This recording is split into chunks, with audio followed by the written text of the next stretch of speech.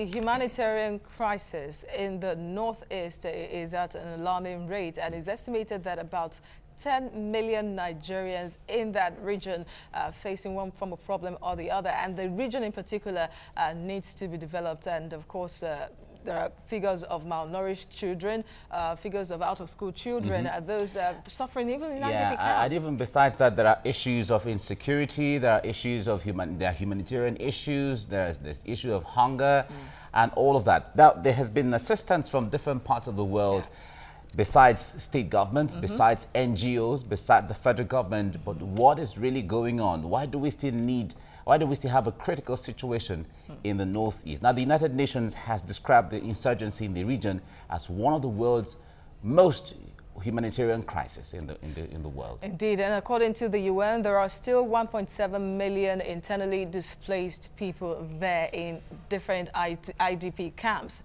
in need of food aid, financial assistance, and a lot still needs to be done, according to many, to get these people back to their various communities and reestablish their lives. We're talking about different states in the northeastern part of the country. And we have with us in the studio a security consultant, retired Colonel Hassan Stan-Labo. Good morning to you. Thank you for joining us on the show. Thanks, Azizan. I appreciate it. And of course, with him is a public affairs analyst, Lawal Ayola. Good morning to you and welcome. Thank you for having me. All right, Colonel, let me start with you. Yes, being a security expert, tell us how deplorable the Northeast is after being ravaged and still being ravaged really by the Boko Haram insurgency. Yeah, thanks so much. Being a conflict-ridden area, definitely there will be very high level of devastation as we speak. Okay, and when we, in our own peculiar situation, in this case in the Northeast, when we look at what could have informed this high level devastation, you know that it's not just from what I want to call enemy fire, that is enemy from outside. In the course of our own lines of action too, we've had our air power, you know, go into action, resulting in some, what's it called now, damages, okay, linkages with communities, bridges, roads linking communities may have gone bad for one reason or the other because of air action, and so on.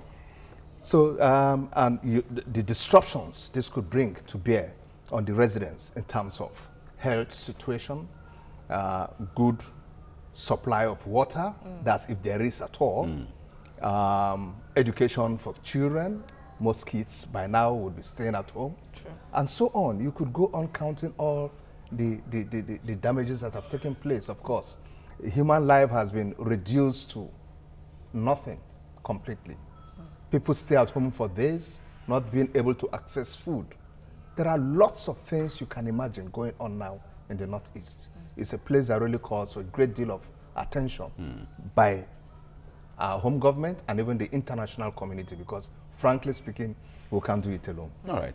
Lawal, let me come to you on this. The point there is Nigeria is the biggest economy in Africa. Nigeria has the highest number of billionaires as far as Forbes indexes are concerned in Africa. There are so many rich people in Africa. Government is the Nigerian government is not necessarily poor when it comes to resources at its disposal, comparative to other African countries. But Nigeria is still the one having about 10 million people in the Northeast needing one help or the other. And it seems like nothing has ever been done for them before, if you really check the critical nature of things. How concerning is that? Wow.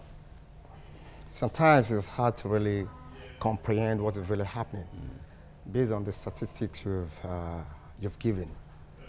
And I tend to believe that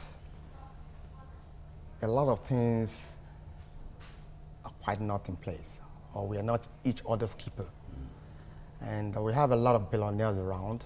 We have a lot of money flying around, and people are not really up to it to help each other, except maybe for certain gains. And it's quite depressing, to be candid, because the ripple effect is all encompassing. No, but we've had cases where NGOs have made donations, international community have made donations, churches have made donations, mosques have made donations to these people. Well, I might not be in a better position to talk about how the money has been channeled. But the fact is, if by the figures, you know, everything has been well managed. Everything has been well managed. We are not supposed to be talking the way we're talking now. Absolutely. Maybe there's an issue which is endemic. We know about corruption and the way people manage things. And that still brings back the fact that we are not each other's keeper in the real sense. Because if we are really concerned about this, you know what I'm saying, we won't be in this situation. If I may recall, I think we personally got $1.6 million for the Chibok girls. And when you talk about these NGOs, you know, at the end of the day, I think the money was taken by, because it was toward the end of Jonathan administration. At the end of the day, I think Gordon Brown crept in to collect the money. And when this money are being channeled through the NGOs, which are not local NGOs, the exact money is not coming down. People have to understand that, because the NGOs still have to pay their staffs and all that, which are international staffs. Not all the money will be coming down into Nigeria. In the real sense, except it's being channeled through the government and is well managed, I think we could have a better result in terms of being able to handle the situation. Okay, Colonel, let me come in here. Talking about getting support, especially, it's been quite impressive from outside Nigeria. International donors, just in February, were able to pull about $908 million to address humanitarian situation in the northeastern part of Nigeria. And that's just one amount. There are different amounts being banded around that are being, you know, pulled together for this same project in that region. But then we don't hear a lot about it. And if something was being done, like you said earlier, a lot of activities should be going on. So, and we've heard sometimes in the past of siphoning some of these things for development and all that. Thank you. You are very correct, Azizat. In answering this question, I would see myself going back to the question you did ask my brother Lawal. And in addition to all what he has said, there is a major problem in this country, which is far more pronounced up north. And what is that? Serial leadership failure. I'm not just saying leadership failure. Syria, which has built up to where we find ourselves today. Okay, I come from the north and I'm talking from an informed perspective. We've had leaders up there who have never bothered about the education of their people, exposure of their people, and what have you. Budgets are spent on buying fantastic cars, buying properties abroad, send their own kids abroad, and that's where it ends. The point I'm trying to make is that there is a huge competence deficit, because you find people who even come into positions of power with no plans, no mission, no vision. So at the end of the day, zero result. Nothing to offer. And unfortunately, we belong to an environment where there are no consequences. We don't interrogate our leaders. Okay, so transparency is zero. And the man gets away with it with all impunity. These are the experience we've had up north that has built up to this level. You did ask a question about the issue of Almajiris running to about 10 million children, you know, that are out of school. How come this population got built to this level and we had leadership up north? And states were generating money? Abuja was allotting money and nobody's answering for it? Today they are all gunning for political positions again. We must wake up. We as citizens, because the power rests with us, not with them. All right. Now, Lawal, you have worked with Nigerians and stayed with Nigerians and stayed with other partners and friends of Nigeria from outside of the country. What is the perception out there when you hear of all of these things? How do they perceive what is going on in Nigeria? Well, Mike, that's a very good question. Because the implication is quite huge on the negative side. You know, oh, Lawal, oh, after the introduction, oh, from Nigeria, Boko Haram. That is the first thing. It's like putting a tag on you. Putting a tag on us, you know. we have to be on the defensive side explaining. You know, it's like being on the northern part, being this and that, you know, which is quite not encouraging. But the truth is, we need to enlighten people. And we have to enlighten them that, you know, it's not just about Boko Haram and all this. We have a lot of great things going on, you know, in our country. But the press, we do oftentimes blame it on the way the press is portraying it, which is true. We recognize we have this issue. However, there's still a way forward. The government and the people should wake up to the responsibilities. That is the first thing I would say. The citizens should hold the politicians accountable because we are all tagged as terrorists. Okay. The worst is the ISIS when they pay allegiance to the ISIS. When Boko Haram yes, when the Boko Haram. Thank you, gentlemen, for staying on with us. Now, the president, about 2 years ago, yes, thereabout, inaugurated a committee, the Presidential Committee on the Northeast Initiative, PCNI, with the purpose of taking charge of the rebuilding process in that region. But we've not heard anything, really. And then the latest we heard, just about last year, December, was that the PCNI has not been given enough funds, really, to carry out the rebuilding activities required to get the region back up to its feet. So what should be done? Because TUMSA is calling for support from not just the government now, but from Nigerians, that the amount budgeted for in the yet to be passed 2018 budget bill won't be enough to do anything. About 47 billion naira? Yeah. I think the PCNI is a replica of what the Americans will refer to as the Marshall Plan. You know, that was a U.S. initiative that came in 1948 as a post-World War II economic recovery plan for Europe. And just like the Marshall Plan, I think the PCNI is expected to address quite a huge quantum of issues or problems or challenges, okay? And it isn't a body that should be starved of fund, except we don't know what we intend to achieve out of it. The Marshall Plan had an initial takeoff of 13 billion US dollars way back 1948. As of 2017, that is, as of 2017, it was worth $140 billion. That's the worth of that $13 billion that was then issued out. So the point I'm trying to make is that we have to take that PCNI, funding very, very serious. And I think the executive arm of government needs the legislative arm to lend enough support, because at the end of the day, they are into appropriation. They should be able to allocate enough funding for it. I know it's not something we can do in a year, because going by estimates, the amount of damages in the Northeast runs into trillions. In fact, the chairman of the committee says it's going to take roughly 10 years to rebuild the Northeast. It might even be more than that. Yes, it might even be more than that. Steps have to be taken immediately. Steps have to be taken immediately to show the amount of seriousness and so on. Okay. Lawal, let me come to you. You know, before we went on the break, you were talking about the press maybe not handling the issues well when it comes to the image of the country, when it comes to telling the people that. Now, the press, certainly, we know that there are the issues of reporting being objective. There are also the issue of putting it in such a way that it doesn't downgrade the people, it doesn't make the people panic, and then your country still has the image. But how do we balance the concept of objectivity in all of this and ensuring that your country doesn't lose its identity?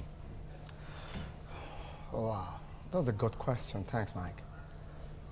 The government has a lot of role to play in this.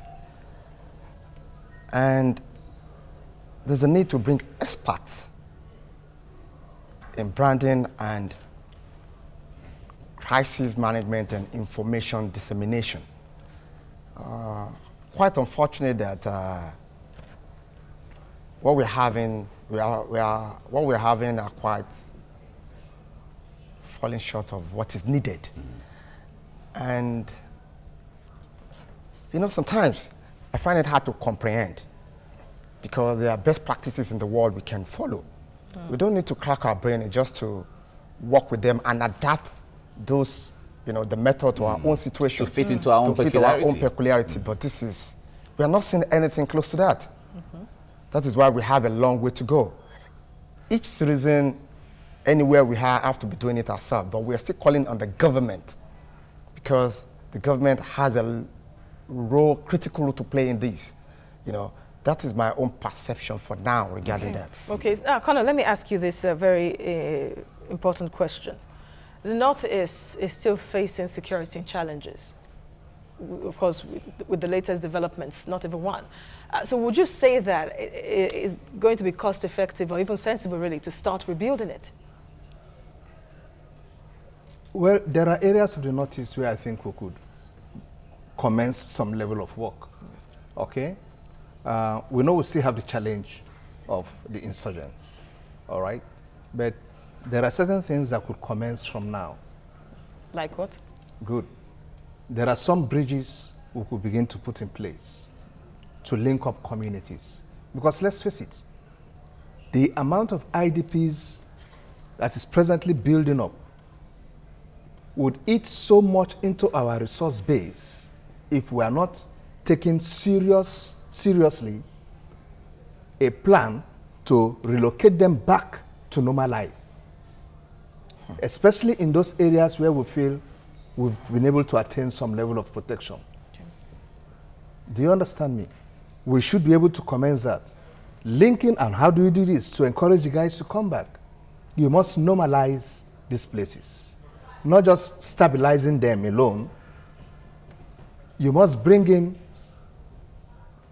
elements of either paramilitary or what have you that will remain there with the people. We are aware of the manpower shortage we have in the military. Absolutely. Manpower shortages we have with the paramilitary. And that's why, of late, I have come up with this idea that, look, if we could engage civilians as civilian JTF, and they're doing pretty good, why don't we look back at the huge population of veterans we have on ground? Some of them are still very young and able-bodied.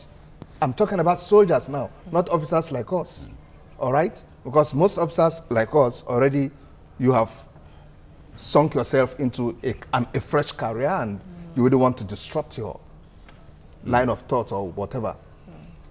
I know a lot of soldiers out there whose pension cannot just carry them anywhere because it's so paltry. You could engage some of these guys in playing a role, yes. And what is the role we expect them to play? What we call rear area protection in the military. Okay. Once the regular military has been able to recover positions, they have stabilized them, and the need has come for them to move on, like we noticed maybe with the Dapchi situation, where people were pulled off and so on. These veterans moving, they don't need some serious training anymore. They already have it in there. If you throw them into a trench, and I'll know what to do. Fine, I may have put on so much weight and so on and what have you, but I know basically what to do. Exactly. You know, and things like that. So they wouldn't need so much retraining. It does not even really call for that. Just give them the assignment. Give them the assignment, arm them, and they are there. And they're able to provide some of this protection. So these are some of the steps I expect that we'll begin to take. And then, of course, you are aware that the military is already in some of these locations, putting up health services, taking care of education, and so on. As time goes on, as some of these IDPs return, some of them belong to all these professions. You begin to engage them so that we can relieve the military of those individuals who are there, and they go back into their main professional calling. Okay. All right? All right. We have to leave you here now. Time is against us. Colonel Hassan Stan-Labo, retired security consultant.